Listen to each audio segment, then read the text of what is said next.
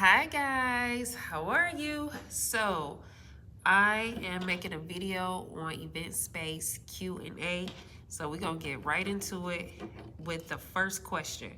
Now, I'm in Cleveland, Ohio, and I have two locations. We started in 2020 with the first location, and then 2022, April 2022 is when we opened up the second location. So the first question, what size space is a good size for a starter space? Now, this space that I'm in now, the whole space is 1,600 square feet. So that includes a garage, there's two bathrooms, there's a kitchenette area, there is another smaller room, which you can see right there with the light off. And the whole thing is 1,600 square feet. So I would say the main area, like where the tables and chairs are, it may be 1,200 square feet. So this one holds 60 people. The whole thing holds 60 people. So if you want to start out with 60 or less, 1,600 would be great. Our other space, the total building, is in a strip mall as well. Where on the end, the whole thing is 3,700 square feet, but the main area where you have the party at is 2,700 square feet. So as soon as you walk in the door, there's a big open area. The bathrooms are back in the left. The kitchenette is completely in the back of the building, outside of the main area. And then you have like storage back there as well. So it depends on how big you want to go. Do you want to start with a small venue, 60 people, 60 or less, smaller square feet? The other location that's 2,700 square feet, in the whole building, because the whole thing is technically 3,700, you could fit 175 people. But we have not had that many people to date. We have not had that many people there yet. But just like fire marshal wise, it can't hold up to 175 people. If we did that, I would suggest like standing room only. Because by the time you do tables, decor, photo booth, bartender, DJ, that cuts into your space. So we haven't had huge events like that. So it depends, where do you want to start? Okay, next question. What should we look for in a lease? What should we look for in a lease? Now, my first lease, it was very cut and dry. Very cut and dry. I didn't have major concerns. It was pay first month rent, and then it was 3 years.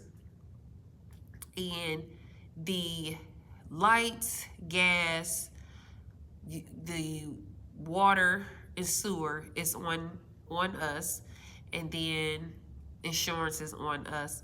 But the actual lease, it was very simple. It was like 2 or 3 pages. And also I'm not responsible for like the HVAC system. I'm just responsible for the utilities, my own internet, my own insurance, and anything that I do in here. So the first one was very, very easy. The second lease, I had a lawyer look at it two times because I had some rebuttals. So on the second lease, their setup was more so same, pay utilities, light, gas, your own internet, sewer, water, but they wanted me to be responsible for the HVAC system, the complete HVAC system. Now, that's your AC, the heating unit. That can get expensive if I need to replace it. So I asked, could I not be responsible for it? And we went back and forth and we came to an agreement. So the agreement is the first 16 months of the lease, I was completely not on the hook for anything with the HVAC system, which I'm glad I did because there ended up being some issues. I knew this particular unit was vacant for a while, and then the age of the units was 14 years. So I didn't want to be responsible. So in that lease, the first 16 months, I'm completely hands off. After the first 16 months, which is coming up June 2023, I'm responsible for $1,500 annually for maintenance, parts, anything. Just $1,500 annually for the rest of the lease. And that lease is 5 years. In the other lease, they ask for no nudity events. And that's the only difference. It's just like signing up for an apartment or signing up buying a house. It's really cut and dry. That was the main change, the main difference between the first location and the second location. But that lease was like 18 pages. So that's why I made sure a lawyer looked at it twice, and we just made sure everything was good to go. It was just a lot of words. It was just a lot of lengthy words. There was nothing really alarming about it. It was just, hey, if there was a fire, we will replace so much percent of this. You are responsible for the rent regardless if anything happened. It was everything. It drawed out to 18 pages because everything was like drawn out. A, B, C, D. It was simple subjects, but everything was drawn out. I did also ask if we have something like COVID, if something returns, being in the event space industry, if we can't have events, I don't want to be responsible or trying to pay money and we can't hold events, we can't be in person. So I did ask for that clause in there, which they had no problems with adding it. So my experience with both leases were very cut and dry, easy, and I think I paid the lawyer $300 to review that second lease. The first lease, I think it was like I paid a lawyer $150. I used 2 different lawyers because the second time, the lawyer I initially used, he was really busy and I couldn't keep waiting on him. He was in trial. So I went to a family lawyer and he looked at it. So the next question, how did you get started? Now, I have a different situation. I did party rentals since 2013, where I'm off-site delivering party rentals to different people. So I've been to a lot of halls myself. I've been to a lot of backyards, churches, libraries, you name it. We've been there.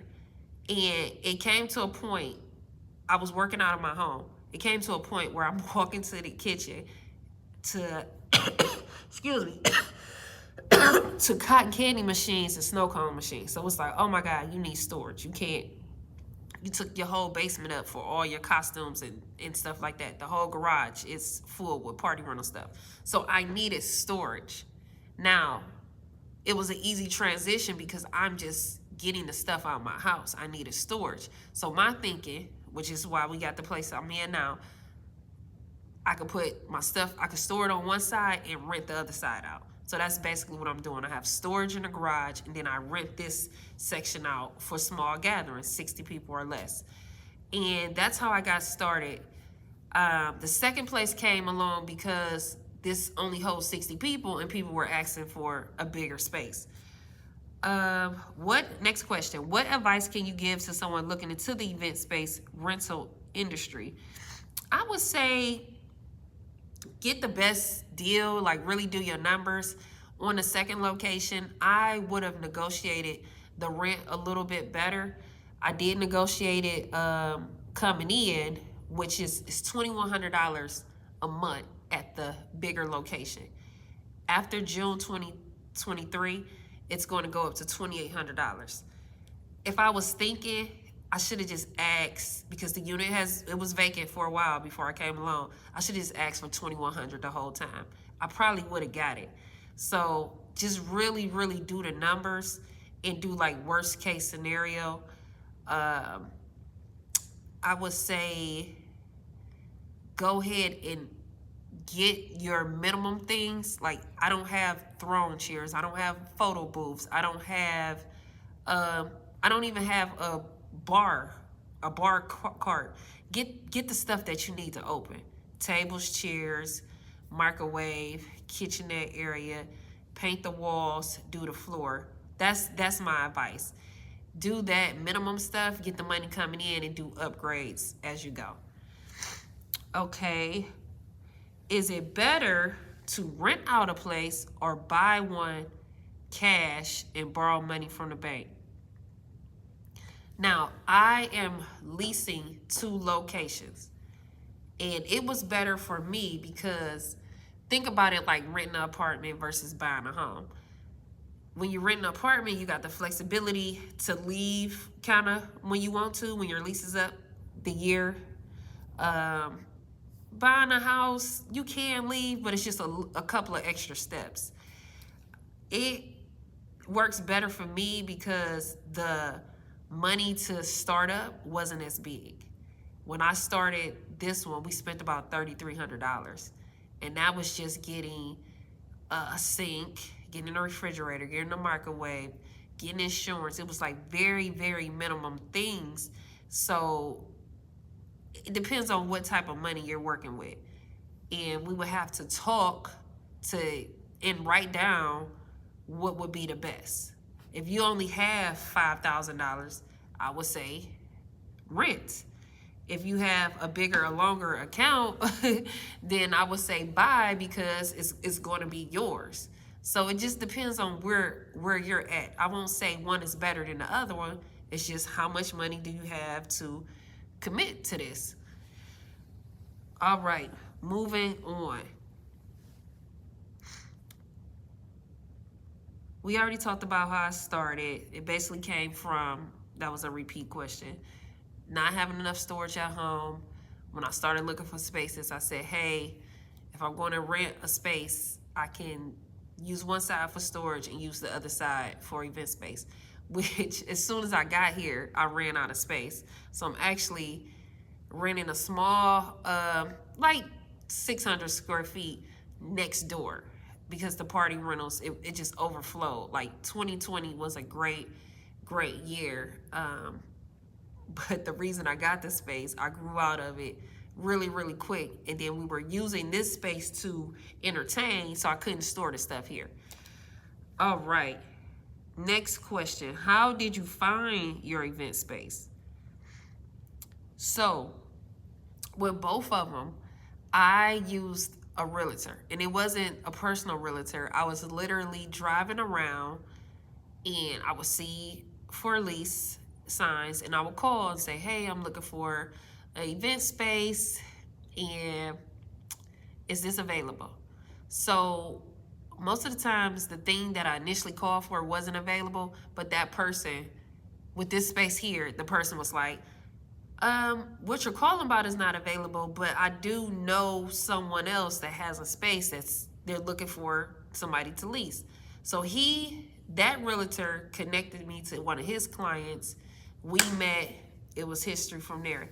He was super cool. He built out the place for me. Very, very nice landlord.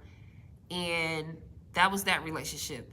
The second location, it happened the same way. I was driving around. I saw a lease sign.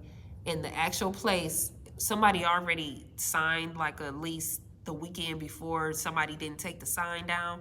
But that was a broker this time. This wasn't a real estate agent. He said, well, hey, I know somebody down the street. Here's the address. If you want to go check it out, let me know. I'll get in touch with the owner. We can go from there. So literally as I'm calling him about the place and I'm standing in front of, he gives me the address to the other location that may be a possibility. And I drove down there and I said, yeah, I can see this working out. I can see turning this into event space. So that one, that one was from a broker. That one took a lot longer to do because it was a retail store. So here's where the process starts. If something is a retail store or zoned as something different and you want to take it to assembly, here in Cleveland, Ohio, getting together for events is called assembly. Retail occupancy and rules is completely different than assembly. So I maybe found that place in July. I didn't sign a lease until December of last year. And we wasn't open until April of 2022. So here you got July to April. So it was a long play. I had to do the build out myself, which ended up costing almost $30,000. And here's how. With this first place, we didn't do any in the build out. So like the landlord did the floors. It was already painted. Uh, we already had tables and chairs because I've been doing party rentals since 2013. So building out that larger space, which was 2,700 square feet, painting, the floors, to get the floors installed was like $8,000. And then like the actual floors, the tile floors was like $5,000. I remember to get the zoning change to go from retail store to assembly, a venue, to pay the architect to do all the paperwork and the drawings to submit to the city, that was $5,500. So then you got to think you have your different applications from the city. Sometimes you have to go through the county. And what was another major purchase with the other place? We needed some more tables and chairs. Just regular stuff, your internet. It was really close to $30,000 by the time it was all said and done, which I did not use my own money. I used the $10,000 credit card that's in the business name, and then I asked Navy Federal for, initially I asked them for a business loan, but it was denied. I had like 7 people on there, and it was denied. And it was like crazy because we all had very good credit scores. So it was denied. So I just was determined not to use my money. So I said, hey, let me just put in a personal $20,000. And just like that, it was approved. So I used that $20,000 and the 10 from the credit card. So probably it was about $25,000 that got spent on doing the work for the place. And the next question is, what type of property should I be looking for? So being that I have 2 places now, if I can do it all over again, which I really can't say that, because if I didn't do it this way, I wouldn't know the difference. That's my opinion. Like, I have to do something to know. I have to be in it. But if I was going for a third place, I would get a standalone building, something that I can build out with a nice back patio area, maybe some grass, and I would have a building where it can hold 3 or 4 rooms. Because as soon as you book that Saturday, you can't book that Saturday again. But if I had a building with 3 or 4 rooms, I can give them choices like, hey, room A is open, room C is open. Like, I would have more to play with versus once this is booked, that's it for that day. Same thing, like both places are booked on one day and we have to turn them away because there's no more time. Like, they want that same day. And then the other reason I would have one standalone building with multiple rooms is because you're paying one light bill, you're paying one internet bill, one gas bill. Like, it's consolidated. And we find ourselves taking some of the rentals from this place to that place. So I would get one place. I think the strip malls and like the units, they are well because the rent is going to be cheaper. So it works. I know a couple of people that are in units. It works. It's fine. But the people that really, really do this or really have nice big venues, they're all standalone with multiple rooms, with a huge parking lot and great wheelchair accessibility, and they're mainly on the main road. Our second location is on a main road, which is super convenient because it's right next to a casino. There's a gas station across the street. There's other people in the plaza. It's a lot of eyes going by. The first location is off in the cut.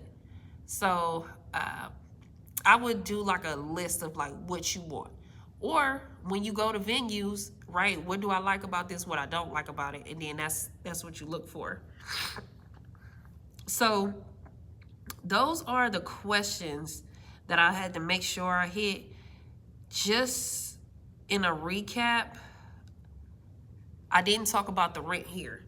So it's $1,100 for 3 years. I think after the first 3 years, it said it would go up $50. I'm pretty sure we're going to stay. It gets booked. The overhead is not too much. Managing is not too much, and it's pretty good. The other things I would say to look out for is, if you're going to do this, start marketing right away. Everything, document and market. I don't like the day you sign in a lease. Hey y'all, I'm signing my lease for my place over here at 14600 Industrial Road, Bussy Events. It doesn't matter if it's going to take you 3 months to build the thing out, but you want to start marketing. Business is about marketing every day, every day, every day. So that way, somebody that sees that, it's like, oh, okay, well, I am thinking about, let's say I signed the lease today, it's November. I am thinking about having something in February. We were able to take some orders, which helped with the build out and, keeping cash flow. We were able to take orders before we opened because we were marketing. So that would be my main advice. Once you commit to this, go all the way through. Don't wait until you do all the work. Don't have your head down. Oh, I'm trying to open. And then boom, it's time to open. You have no customers. You want to build the excitement, the hey, it's coming. You want to give people the play-by-play. And people love to see a before and after. They love to see the progress. Like, this place did not look like this. It was different rooms. It was an old, ugly color. People love to see a progression. So detail that, document that, post it, get people interested as you're going along. If you have any other questions, just put it in the chat or whatever it's called. Leave a comment and I'll surely answer it. It's a good business. The last thing I didn't say was ROI, which I went through and I did. I recorded all the numbers for both places for last year and this year. And I can email it to whoever wants to see it. Just say something in the comments. So with the first place being very small, we didn't have to produce as much. It was like $3,300. The ROI was really quick. Like, grand opening day, we had bookings. So we closed that year out with like making $45,000. So we made our money back. With the second location and almost spending 25, we definitely made about a good 80, and we were able to pay the almost 30 back, so that's fine. So the ROI is going to depend on you. So I think what contributed to the success in not having to pay out of pocket rent and the business runs on its own, I was already in business since 2013 in this space, in the party rental space. So I was able to say, hey, prior customers, I now have a venue. I was able to post it, venue open. So I'm already in business. So I don't want those numbers. We're looking at like doing 180 between both locations this year. I don't want those numbers to just say, oh, a brand new person, fish out of water, just starting up. I don't know if you'll be able to do it. I don't know. It depends on you. But those numbers are from me being in business since 2013 in another business that's related to party space, opening up, marketing every day, really looking at the numbers. If we got something open, I'm on the horn like, hey, do anybody need something? This day is open. Like, it's sales every day, every day, every day. So the ROI depends on your hustle, your numbers, your location. And if you need help with that, don't hesitate to leave a comment below or text me. I can help you with the numbers. I really, really like that. because my 9 to 5 job is an analyst at a company called DFAS. If you don't know, I am in the military, retiring from the Army Reserve, and my 9 to 5 job is with a company called DFAS, which is the government, the accounting agency for the military. So numbers is, you make all your decisions from numbers, basically, with this business. So if I missed anything or you got any other follow-up questions, don't hesitate, put it in the chat. All right, see y'all next time.